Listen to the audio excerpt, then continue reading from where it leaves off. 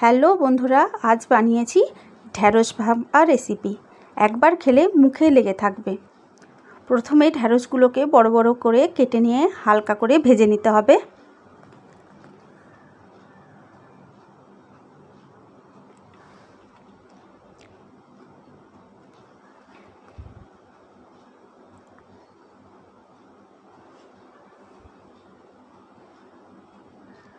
হালকা করে ভাজা হয়ে গেলে ঢ্যাঁড়সগুলোকে তুলে নিয়ে আবার একটু তেল দিয়ে 5 ফোড়ন আর শুকনো লঙ্কা ফোড়ন দেওয়ার পর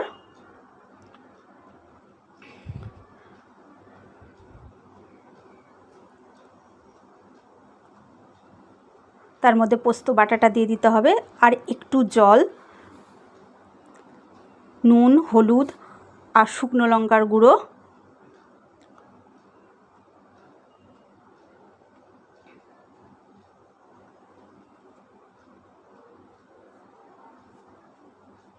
আর অল্প একটু জিরে গুঁড়ো দিতে হবে।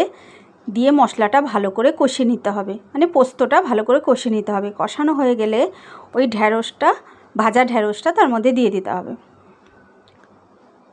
দিয়ে হালকা আছে আস্তে আস্তে নেড়ে ঢাকা দিয়ে দিয়ে ঢ্যাঁড়সটা ভালো করে সেদ্ধ করে নিতে হবে। আর উপর থেকে 2টো কাঁচা লঙ্কা দিলে সেন্টটা হবে, আর একটু সর্ষের তেল দিলে ভালো লাগবে আরও খেতে। এইভাবে খেয়ে দেখবেন, মুখে লেগে থাকবে। গরম ভাতে এনজয় করুন।